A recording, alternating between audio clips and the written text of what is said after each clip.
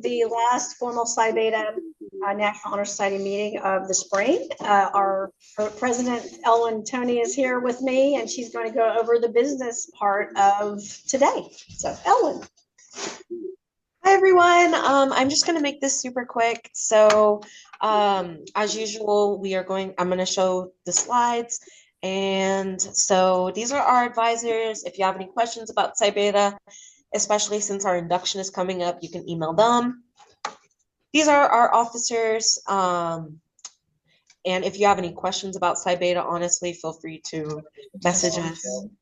Oh, my bad. Sorry. There we go. All right. There we go. And if you're asking yourself, how do I become a member? You can scan this QR code right here and it'll take you to a spot with more information. I'll leave this up for a couple seconds.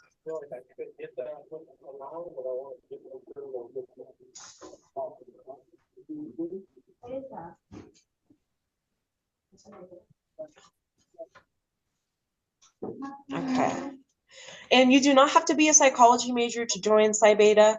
All students are welcome, but to become an official member, you need to have completed 12 college credit hours, maintain a 3.25 GPA or higher, and have completed a college-level psychology course with a grade of B or higher. And unfortunately, the AP psychology test that you take in high school does not count towards eligibility. You should become a member because we are a national award-winning honor society. You can engage in your passions such as service or research and even increase your competitiveness for transferring graduate schools. And if that's not enough, here's some more examples of what we do. We have our dog days, which are actually coming up next month for finals week. You get to meet some awesome therapy dogs in the library. Connect with distinguished speakers like we're doing today, such as professors, therapists, community advocates, and partner universities. And research team travel. These images still need to be updated. However, I had the privilege of going to Little Rock with the rest of our research team, and it was amazing. And to make things even better, all expenses are paid for by the college. We also forge relationships with Psi Chi, which is the 4-year psychology honor society. And this is our research team. And if you are looking to join our research team, I'm not sure of what the project is going to be for next year. However, you can email Sharon Eves, and she can give you more information on that. We also serve our community. These pictures are a little outdated, but recently we completed our toy drive. And if you're wondering about the fees, our membership is lifetime, and you pay $50 once and never again. Friends of Psi Beta, which means non-official members, may serve as committee members, but not as chairs, officers, or official members. And these are our upcoming events, which we have our speech here today. And starting next Wednesday until the following Wednesday, we are going to be having our book drive on Plano, McKinney, Frisco, and Wiley campuses. Be sure to look into that, donate any textbooks you have wandering around. And we have the Cultivating Scholars event at the Frisco campus on the 24th, which our research team will be at, and our induction. And if you are looking for any updates, you can text Psi Beta at CC to the number 81010. And be sure to follow us on social media. We're trying to be more active, and that's all we have today. So please welcome our speaker.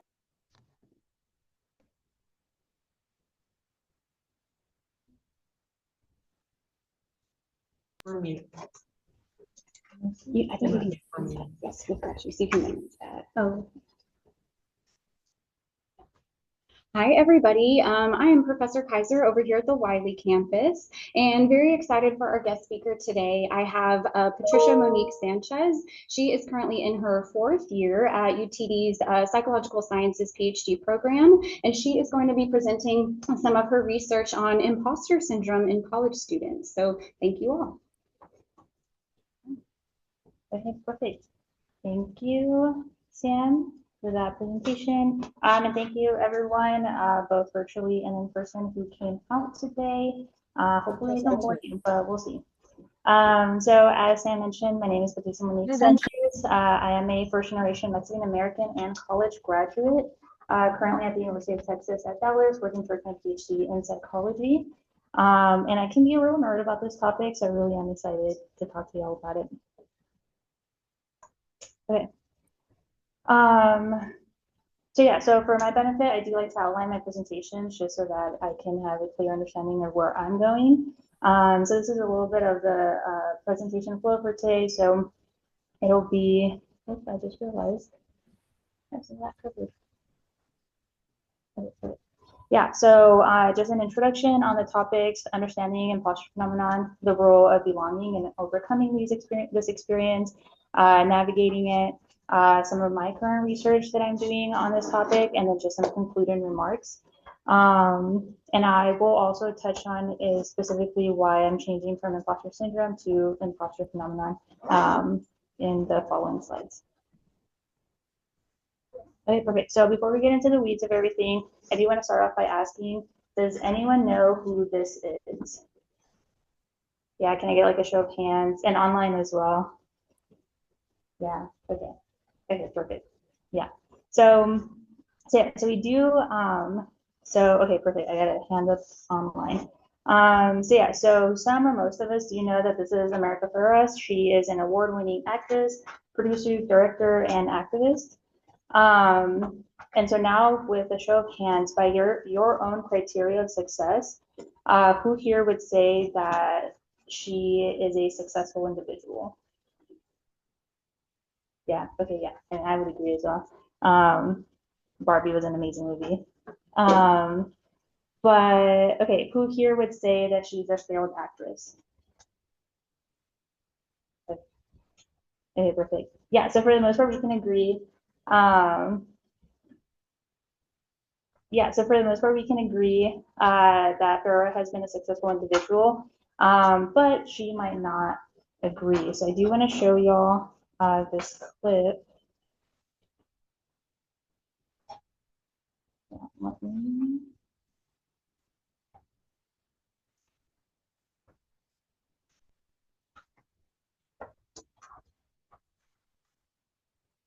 Oh, and for context, an audience member asked Farrah how she deals with her feelings of related to imposter syndrome. The quick, I don't know, the quick answer to imposter syndrome is yes. But I've come to think of it very differently. Because what imposter syndrome says to us is that, you walk into a space and what you feel is, I don't belong here. Everybody else belongs here and I don't belong here. And I've come to think of the titling of it as imposter syndrome, as like the where I'm like, and now I'm giving myself like a disease that I have because not only do I not belong here, but like I don't even feel like I belong here, so I'm doing this wrong way. And you just shrink yourself, you get smaller and smaller and smaller. And I don't really have the replacements, maybe one of you can think of what the replacement word is for imposter syndrome. But I think the difference that you look at it is like, oh, it's not my fault that I feel like I don't belong in this space. Everything for my whole life has told me I don't belong in this space. So it's not really imposter syndrome, it's appropriate reaction to what I've been told by people. Because one makes me feel more shame. One makes me feel like, shit, I don't know what I'm doing. And I feel really small around these geniuses, and no one knows it, and when they find out, when they take me out. But instead of all these smart people, I belong here. And I've worked really hard, and I am here, and I've done the work. Why do I still feel like I don't belong here? Because I believe I've been told and taught me that I don't belong here. So I just think we have to, like, for our own selves, start thinking about it differently. But like, I feel strange in this space because I am strange in this space. Because a lot of us are the first people like us to be in these spaces. And so, in a way, it's the most appropriate response we can have. We're just calling it the wrong thing.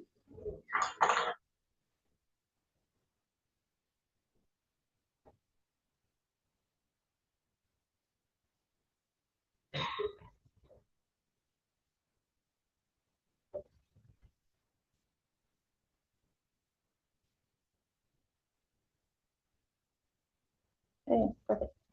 So yeah, so I really love that snippet. She was doing that during her tour for Barbie. But yeah, so despite all of her accomplishments, Farrah still struggles with feelings of self-doubt, questioning whether she really belongs. And that's something that many of us can relate to, um, especially in a challenging academic environment.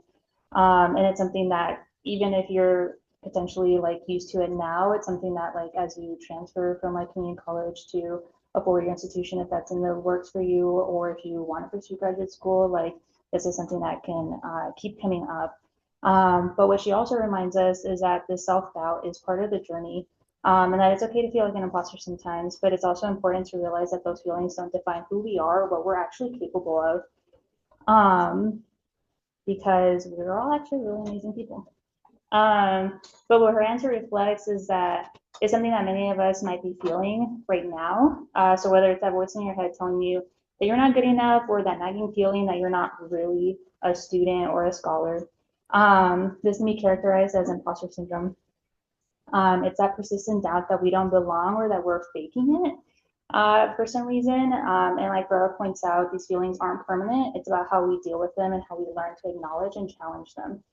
Um, so yeah, so again, as she acknowledges that we all experience moments of self-doubt as undergraduate students, many of you might have felt like this, like you don't belong here or that you don't measure up compared to your peers. That like peer comparison is a big thing that'll come up as well. But the truth is that this is something that everyone goes through, and I'm going to keep reiterating that throughout this talk. And it's something that's completely normal. So today we're going to talk a little bit about how to recognize imposter syndrome, navigate it, and move towards a place of belonging. And I'll also be referencing this video quite a bit because she talks about a lot of the things that I'm going to hit on. But yeah, so now this might be a little bit hard with the virtual aspect of this, but if you all can humor me for a minute, and the people attending virtually as well, if you can like please close your eyes. Yeah, so I'm just gonna do a quick poll of the room. So if y'all can like close your eyes, again, just humor me. Okay, perfect. So now raise your hand if you've ever experienced feelings related to imposter syndrome. So this is like doubting your abilities or feeling like a fraud. Okay, perfect. So now keep your hands up, sorry.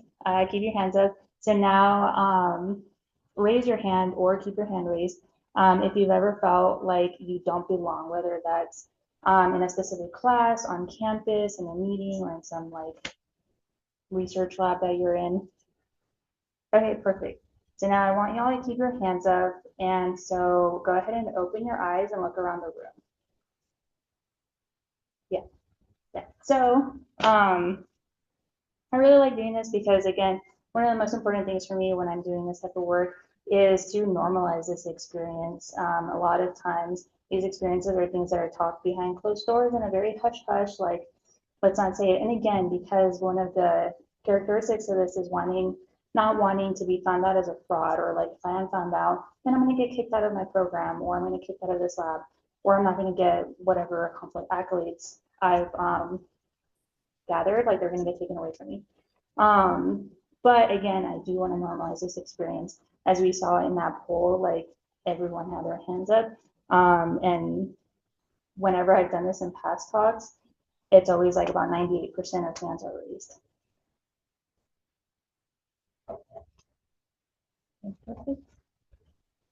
So yeah, so again, this is a common experience, and because of that, I do want to note that imposter syndrome is a more recognized term, especially in mainstream media. But in my line of research, I've opted to use the originally coined term by Clanton Imes in 1978, which is imposter phenomenon. So the reason that I use imposter phenomenon is because this is such a common lived experience that many individuals have, and the word syndrome does have a negative connotation related to it, and how it kind of makes it seem medical, or like there's something inherently wrong with the individual who's experiencing these feelings, but there isn't. Again, this is a commonly lived experience. But that's why, but again, because imposter syndrome is recognized within mainstream media, that's why the terms go back and forth. But again, for the remainder of this presentation, I'll be utilizing imposter phenomenon. And so, yeah, so this is defined as a psychological experience in which high achieving individuals have persistent self-doubt and fear of being exposed as a fraud.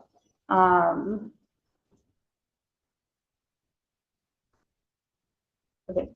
And so this figure that you see up on the slide depicts the Clanton-Imes imposter phenomenon cycle. And so the reason that I really like this is because it does show kind of it shows the cycle that an individual goes through when experiencing these feelings. So it begins with someone approaching an achievement task. So whether this is applying to a scholarship, applying to a grant, applying to be a research assistant at a lab, they're approaching it with a desire to succeed and to prove themselves. But then what happens is, again, that inner voice kind of starts telling them that like you're not going to be good enough. And so that fear of failing starts to creep in a little bit. In this figure, you'll see the term stereotype threat. This topic, or the topic of imposter phenomena, has also been looked at minoritized student groups, and it's been some of the literature has related it to stereotype threat or discrimination based on race, sexual orientation, all the other components. So that's why that is up there. So yeah, so you start feeling this like internal conflict once you're approaching this task. And so then a resolution that an individual, two resolutions that an individual can go towards is adapting their work style. So they can adopt an over-preparing work style, or they can adopt a procrastinating work style. And I'll talk a little bit more about how these work styles show up in the next slide. But yes, and so then what happens is that you submit that application for the grant, for the scholarship, for the lab, whatever it might be, you feel a sense of relief. But then that quickly turns into like the anticipation of failure, like, no, I'm not going to get the grant, like I wasn't competent enough, I'm not competitive enough, whatever it might be. But a lot of times what happens is that you actually end up succeeding in this task. And so that creates a sense of like cognitive dissonance. So it's like you're internally telling yourself, I'm not confident, I'm not like competent enough to have gotten this, but externally you're receiving this accolade, you're accomplishing this very prestigious like task. So you start to find you started thinking of like ways as to like how it is that this happened. And so two of the most common things that come up is, well, I only got it because I worked really, really hard, but everyone else is saying that this was like an easy thing. Or a more common one is, I just got lucky. I got help. This was an easy thing to do. Which I can assure you all, like getting a scholarship, getting a grant, or any of that, it's not easy. But yes, and so then it leads into these thoughts of like, I can't keep this up. So like I can't, like next time that I apply for a grant, like I'm gonna get found out and I'm not gonna receive it. And it leads to the idea of like, I don't belong here. And it's like, what happens if like my peers or my advisors or my professors find out that I actually don't belong here and that I am a fraud? And so it's just this like constant cycle that keeps going on. So that's why I really like this figure. But yeah, so understanding a little bit more about how imposter phenomenon affects the individual, but also how it kind of like manifests. So imposter phenomenon has been linked to increased anxiety, increased depression, and lowered self-esteem. So it really does affect the overall well-being of an individual who's feeling these imposter feelings. And then this experience can manifest differently in everyone. So it can come up in self-handicapping. So this is when individuals create obstacles or excuses for potential failure to protect their self-esteem and avoid blaming their lack of ability for poor performance. So it's really just being like, I would never get that grant, so I'm not even going to try. So it's really creating that kind of like, if I don't put myself out there, then I can't fail. That's what that handicapping, that self-handicapping is referring to. And then also, again, going over the procrastination and over-preparing, as in the figure before, these are work styles that can be adopted. And so the procrastination is, and I do this, I'm a procrastinator through and through. But the way that this shows up is that you're so worried about, you're so afraid about this failure and being found out as a fraud that you wait till the last minute. And so then if you don't get it, then it's like, well, it's because like I procrastinated on it. So it really is kind of like this coping mechanism that you're creating. And then the same with the over preparing. You stress yourself out so much about completing this task that you work on it day and night. It creates this like this isolating effect as well. And then it's like, oh, it's because I didn't prepare enough. It's kind of what you tell yourself afterwards.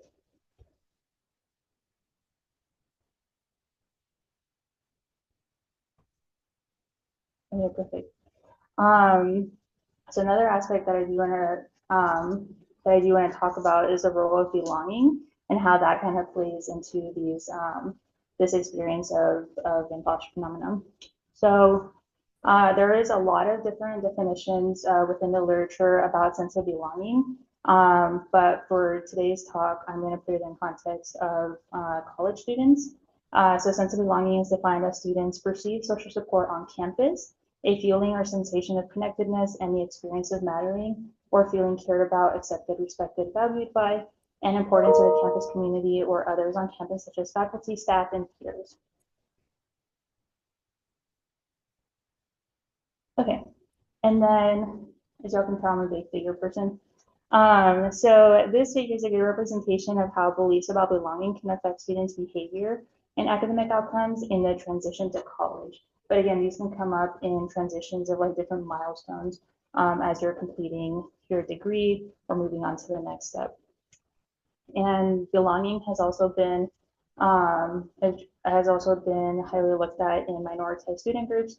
So that's what you see on the upper left corner, membership in an underrepresented or stigmatized group in a school context. But this is also experiences, this decrease in belonging can also come from experiences of challenges or setback. So this could be like critical feedback, low exam scores, or feeling of loneliness. And I have the right side blocked out because this figure is from an intervention, which is something that I do in my work. But for the purpose of this slide right now, it wasn't relevant. But yes, so what happens is that a student goes ahead and looks at the belief about belonging. So if a student believes an experience is not typical, so again, this comes into like the peer comparison. So if a peer is getting the scholarship, got into university, got into this program, but it's like, oh, I didn't, so I don't belong here. It kind of creates that like idea. Again, this is all internal dialogue that's happening. And so the psychological interpretation is that I, or people like me, don't belong, can't fit in, can't succeed at my college. And then that leads into a behavioral response. So you begin to withdraw from social and academic environments. Some relational outcomes is that you have weaker friendship ties, teacher and mentor relationships. So again, if you're not putting yourself out there because you're like, I don't belong, then it prevents you from building those networks. And then this is related to some academic outcomes, so that it has been shown that there's worse achievement, persistence and completion. So yeah, so again, so sense of belonging has been linked to student retention. So because of some students believes that they don't belong in their program, in their campus, within their peer group on campus, then they end up leaving their institution or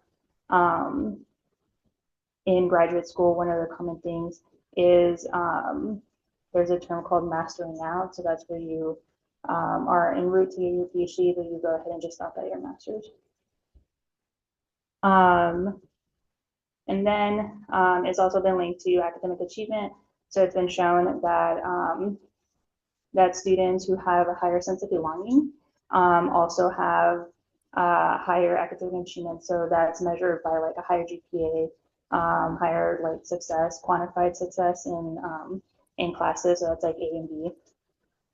And then also it's also been linked to social and psychological functioning. So again, like I mentioned earlier with the social, it's just like if you're isolating yourself, then it's because you feel like you don't belong, then like you're not creating these like professional or like personal networks with individuals. And then psychological functioning is that a lack of belonging has been linked to higher rates of depression and loneliness. But yeah, so how does like belonging and imposter phenomenon like work together? So this is something that again has been in mainstream media for a long time. But within the literature, it's actually very like scarce as to what it is, how it is that this relationship works, again, the relationship between belonging and imposter phenomena. But what is currently out there is that belonging has been shown to be a negative predictor of imposter phenomenon. And for the study that I'm citing here, this is specifically for that was seen within graduate students, so this is PhD students. What's also been shown is that a greater sense of belonging was correlated with lower imposter feelings. And so this study was actually looking at community college sample. And it's also a newer article. But so again, this isn't every paper that's out there, but this is a little bit more scarce. But one thing to keep in mind with this, and something when looking at the relationship between belonging and imposter phenomenon, is to really keep in mind about the environment that's going on. Something that Ferreira said in her response of that she experienced imposter syndrome is that it's not an individual thing. It's something that like, what is our environment? What has our environment perpetuated? That's kind of like making us feel this way. And so one thing that is important is to keep in mind that college is about finding like-minded peers and engaging in student organizations, like you guys being here today, and signing up to be part of like Psi Beta, and really seeking support networks can really help in combating these imposter feelings. Your college journey is not about comparing yourself to others, but it's really about like growth, collaboration, and learning, whether it's like here at a board institution or like beyond. Like that's really what higher education is about. Okay, perfect. So now, so I can get a break about talking. I would like y'all to get into 2 to 3 groups and discuss ways that you can think of to combat imposter phenomena and promote belonging. For virtual attendees, if you all want to go ahead and also get in groups within the classrooms that you're at, and then at some point, I'm going to ask you guys if you're comfortable with kind of discussing what you talked about with your groups. And for the virtual ones, if you all wouldn't mind putting responses in the chat, that would be great.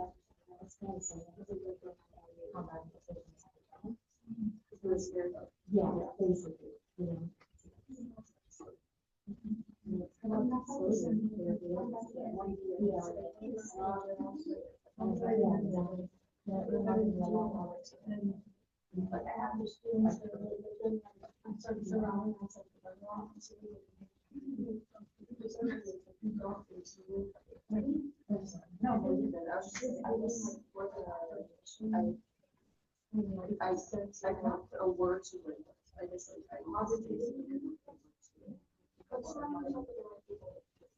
just personally myself, just as a lot of other people's voices are and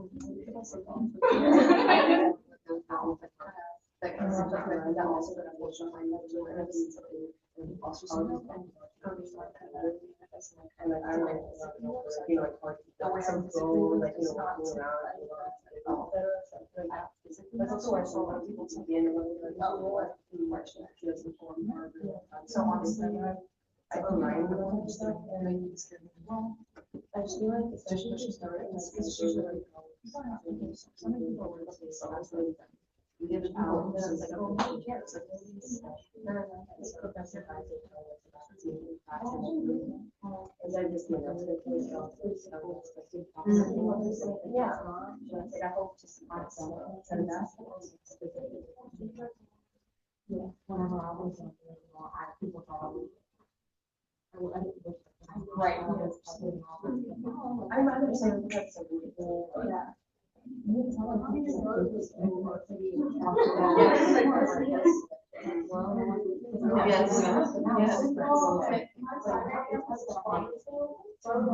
been writing my true self, and that's what I feel self here. They're the ones that taught me how to feel now. I just think I'm fake. Yeah. Yeah. I don't know. Remind myself that everybody raised their hand in here. Yeah.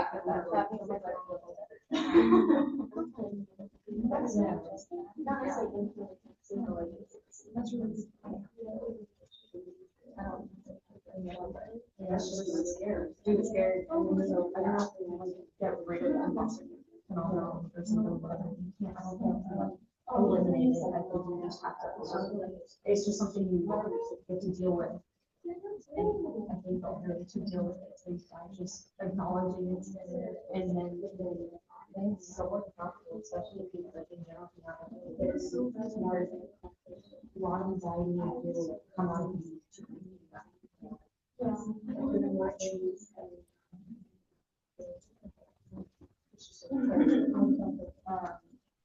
I feel like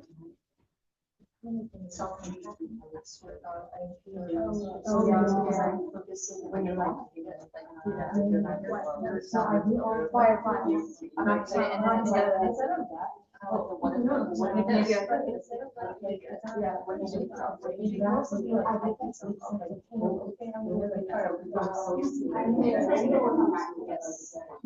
So just like, so it's like step by step. How many times have I done this that I do this? No, So y'all, if you wouldn't mind wrapping up your conversations, I'll give you another 30 seconds to wrap up.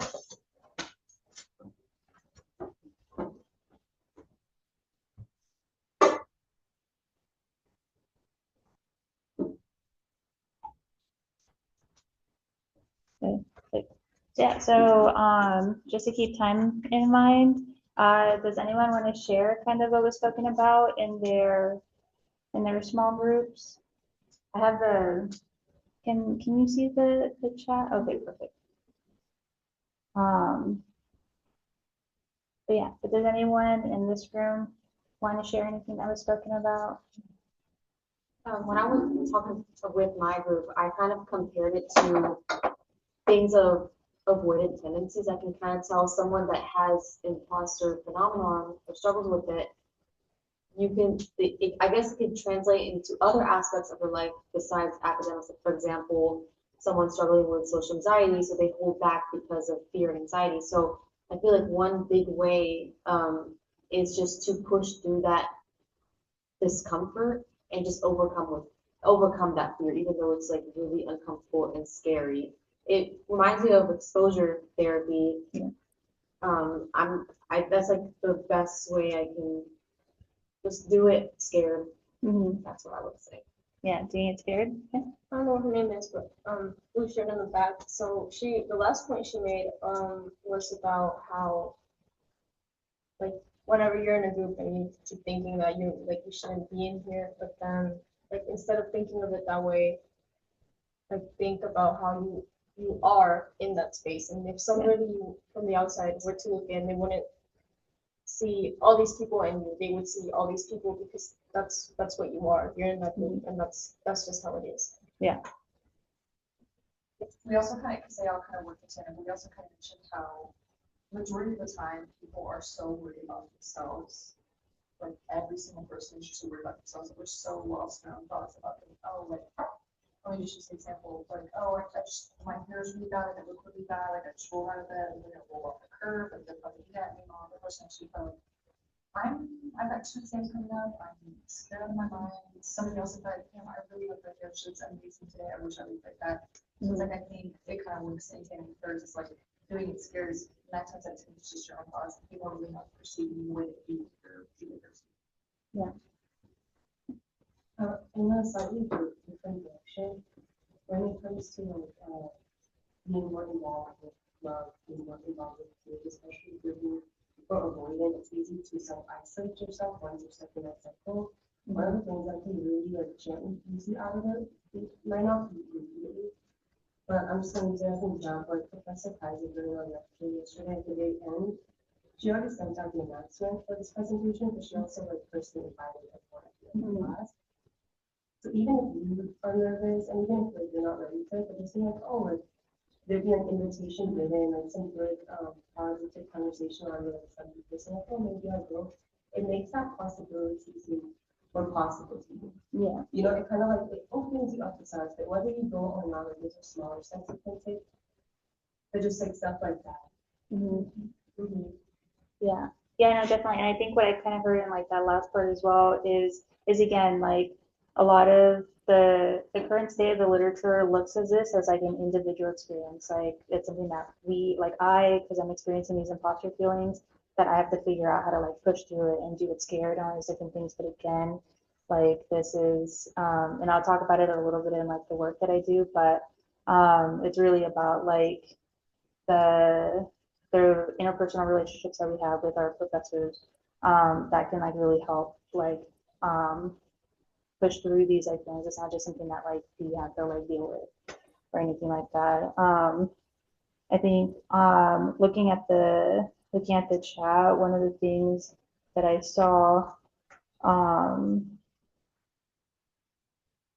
is Peyton put down that for me I have to flip it around and view it as something happening to someone else, because for me it doesn't count. If someone else did or achieved the exact same thing that I did, how would I react or think about them? So it's really about like just like changing the narrative.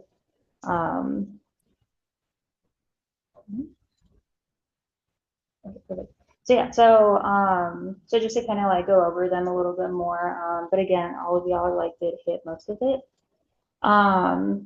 Is that self-awareness and reflection. So really reflecting on your own experiences with imposter phenomena, and then considering times where you doubted yourself. So like kind of what was said in the chat, and then like what y'all kind of mentioned a little bit was like really like challenging that internal like talk that you're having with yourself. Like it doesn't have to be to where like I have to like succeed at everything to like be a success, or like just like not undervaluing the accomplishments that you have had. Like I mean, outside of like an academic context, like I celebrate the fact that I eat 2 meals a day, and it's really because that's hard. So it's really just about like that self-awareness and reflection can help in navigating these feelings. And then reframing and reinterpreting failure. So everyone's going to hear no at some point in your academic career. You're going to get a bad grade. I got an F. I got a 20% on my first chem exam in undergrad. And I was like, I'm going to be a shitty doctor, medical doctor at the time. But like it happened. Half of the class, the average for that exam was 30%. So yeah, it's bad. So yeah, so it's like really about reframing and reinterpreting. It's like failure isn't that you failed; it's an opportunity for growth and really being able to learn from it. And then again, building a support system. So again, engaging with like your peers. As we learned earlier, everyone had their hands raised, so we're all experiencing this thing, as well as like some lack of belonging. So it's like really leaning into like your support system, your peers, academic advisors, your professors, that can really help in like pushing through this.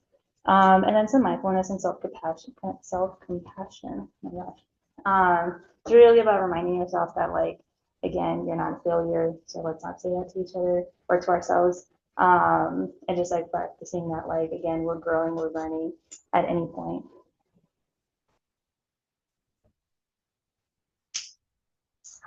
Okay, perfect. So yeah, so because I love talking about this topic, I do want to share a little bit about like my work.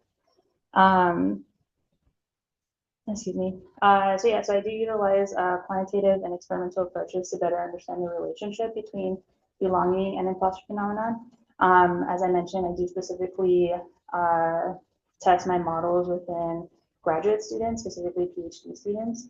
And the reason for that is because I do a lot of research, and that's how I develop my questions. So there are two ways that a research scientist can develop questions, especially within psychology. One is by looking at the literature, so looking at what has been published, what's out there, and looking at the gaps. So that's really like the discussion part of an empirical article, of like, oh, this is something that could be done in the future, or like this paper answered this question, but this was a limitation, so it can be like a future direction. That's how a lot of researchers, a lot of scientists develop their research questions.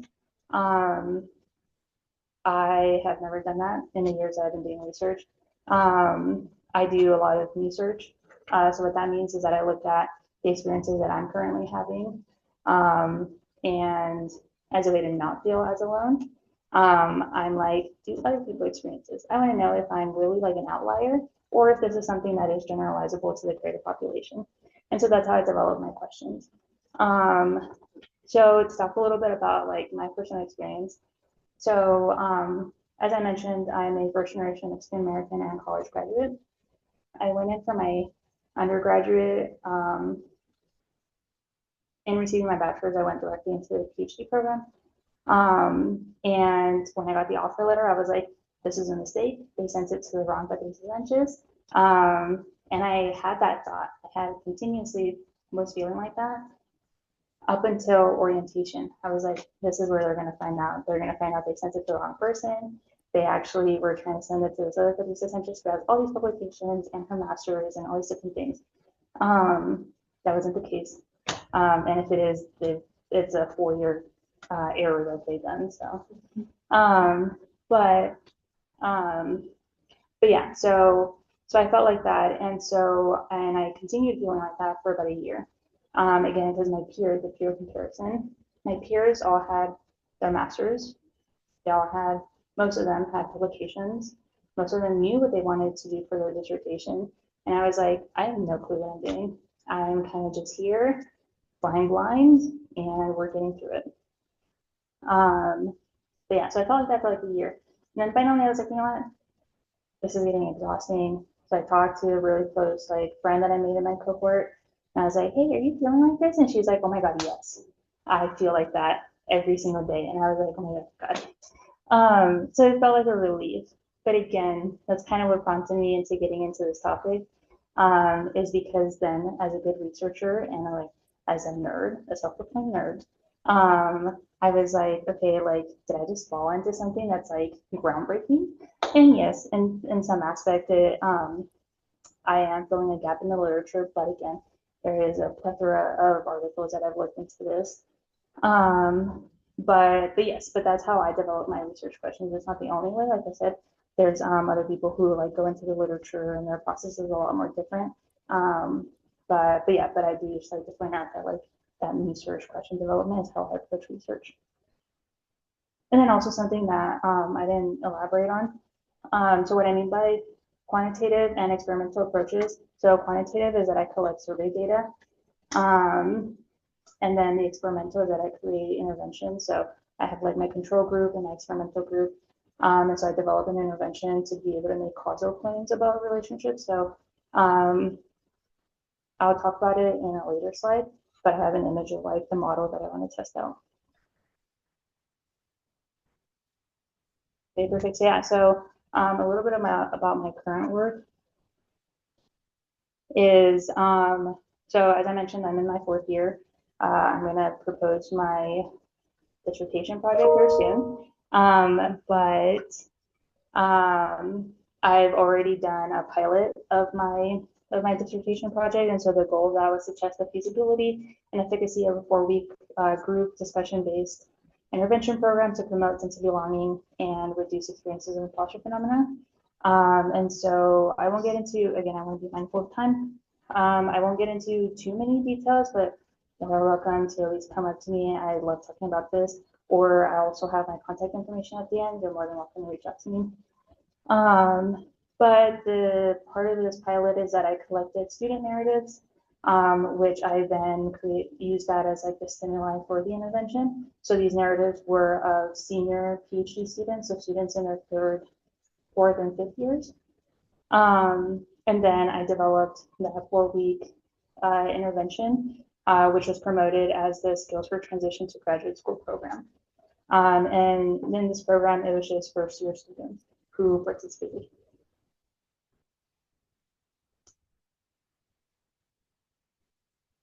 Yeah, this picture might look a little grainy. I just snipped it from my poster. But this is just a breakdown of what that intervention was like. So the first 2 weeks focus on belonging, and then the last 2 weeks focus on imposter phenomenon. I did have students complete surveys at different time points, which is what that time 1 survey, time 2 survey, and time 3 survey is getting at. And then also that's like a breakdown of the goal and the strategy. So belonging, because it has been more widely researched than imposter phenomena. I'm not starting from scratch there. So the social belonging intervention has been developed and implemented in like several student groups over several years. So that's more of like an established intervention. And then as well as like affirmation training. So that's really about bringing other identities of the self other than just being an academic into play. So it's like the idea here is that if you are maybe not as like fulfilled in your academic identity on like a given day, you have other parts of your identity that you can lean towards. So you can, whether that's like religious values, like physical well-being values. So that's what that affirmation training was kind of getting at. And then with the imposter phenomenon, that was completely new territory. And so I was, the week 3 was really looking about like talking about imposter phenomenon and getting everyone to the same baseline as to like what this is. And then the last week was about reading these narratives and just normalizing imposter feelings. Again, because my hypothesis was that if we normalize this experience, then over this 4-week period, those feelings might decrease in students. About this data, I did really basic statistical analysis on this. I did a t-test. So I basically just compared the students' scores on week 1 to like week 4 and seeing if there was like a difference. There wasn't, but I also had like 12 students complete it. So at least that's what I'm going to tell myself as to why this didn't work. But yes. But again, I'm more than happy to talk about this a little bit more if you're interested. But yeah, this is a really bad image.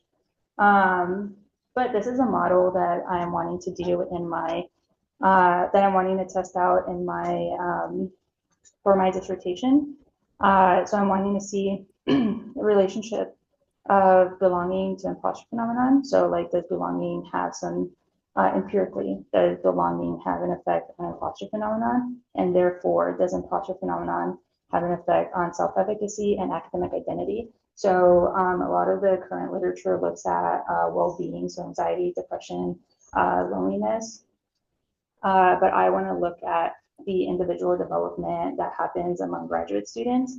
Again, this will be in PhD students, how the lack of belonging and the increased feelings of these imposter feelings can affect their self-efficacy. So this is like their self-confidence to be able to complete a task, whether it's like complete the degree, complete the dissertation, complete a research project, and their academic identity development.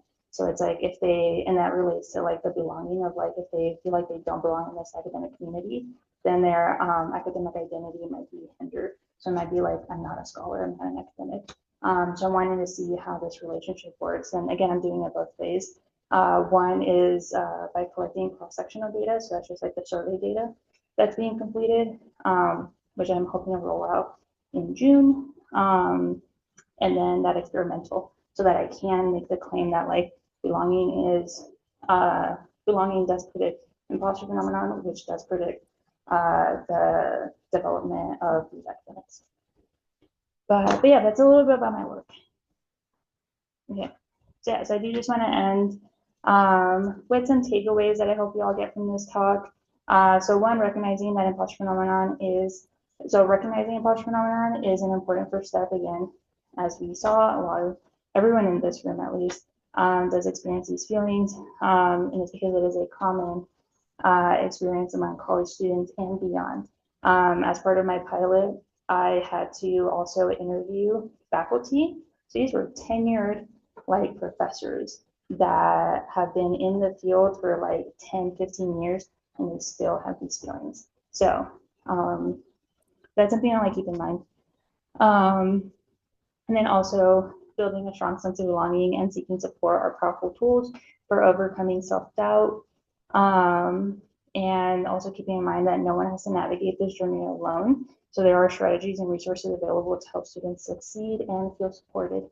I did a quick Google search, and I can put it in the chat, but there is this like, I can't copy it right now, but I found like a student resources page for Collin College that y'all can potentially look into. It looked like a lot of good resources, different like organizations that you can join, research, community service, and things like that.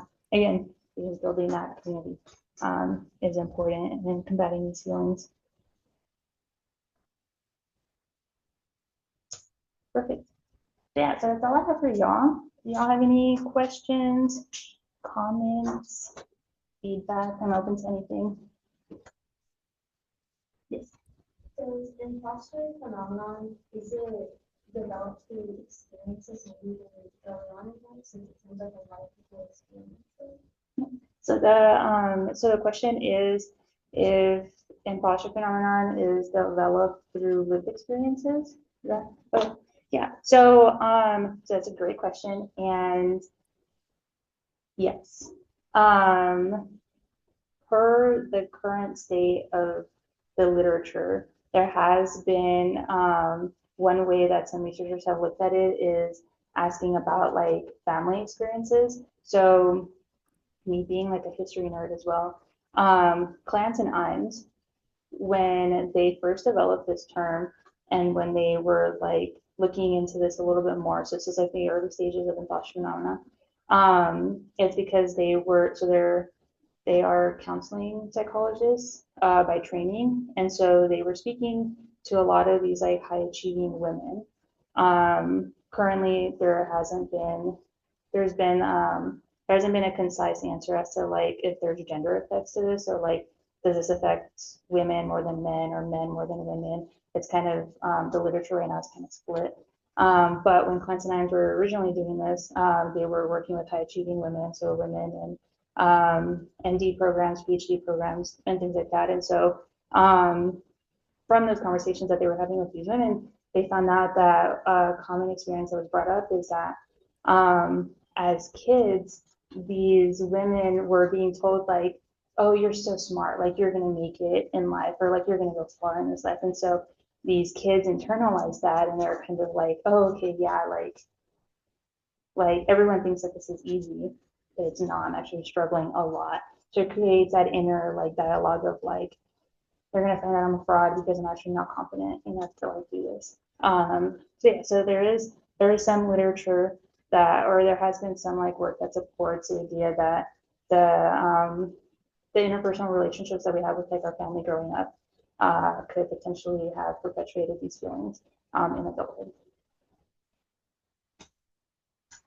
Yes. What are pros and cons to social media on one side, and different expectations? If you know someone that posts about their student life, having a well-structured routine schedule that is needed to maintain a lot, right? Mm-hmm. Seeing that can come upon yourself if it's not aligning and you find yourself difficult. On the other hand, you can also see a lot of posts of people saying that they're struggling with business, like reaching out. So would you say that there's more? Would you say like what are the main pros and cons of social media that can impact you? Mm-hmm. Do you think it does more harm than good, or just really depends on like what the we as individuals are reaching out for, because the data, everything is out there. Mhm. Yeah, so the question is the role that social media, It's like, oh, sorry, no, no, no, especially no. with like trends, then you said there's not a lot of data, Mm, so it would be hard of giving like, you know, like the boom in social media especially. yeah, so just for the people online, so the question is the role that social media has in individuals experiencing this like imposter phenomenon, like feelings. Did I get that? Right, okay, perfect, yeah. So I haven't come across any articles that have touched on that. So I say that because this is like speculation. Like this answer is like speculation on my part. Um, but I think social media can play like a can be a like moderating factor in that. So like kind of when thinking about like these imposter feelings and like let's just say like self-esteem. If there is, yeah. So in imposter being like directly related to self-esteem, I think looking at social media as to like how it affects that relationship, there could be some like effect on it. So I don't know, like because it would add on to like that pure comparison of like, oh, like these people are doing amazing. Like I follow a lot of like PhD influencers, and they're all like, yeah, I just defended, or like, yeah, I just got this grant, and I'm like, I don't have a single publication. So like there's like anecdotally, like I experience it a lot. But then there's also kind of the trend going on right now in social media where it's like, oh, let's like be real right now. Like I'm struggling. I just had a meltdown yesterday, and so there's that. So I think yeah, I think there can be pros and cons as to like how social media plays within this relationship. Um, but but I think one of the ways would be about one of the one of the ways that it could be tested could be experimentally of like having someone come in, getting their imposter score, and then showing them this like social media, and then seeing like afterwards like do they feel worse or do they feel like better or however it might be. Yeah, I think there's like a way experimentally to like approach that. Sorry, we're running out of Oh, time. no, you're good. Well, we are just about out of time. So thank you all so much for coming. Thank you for your questions. Thank you, Patricia. Best of luck in your academic journey. So thank you, everybody.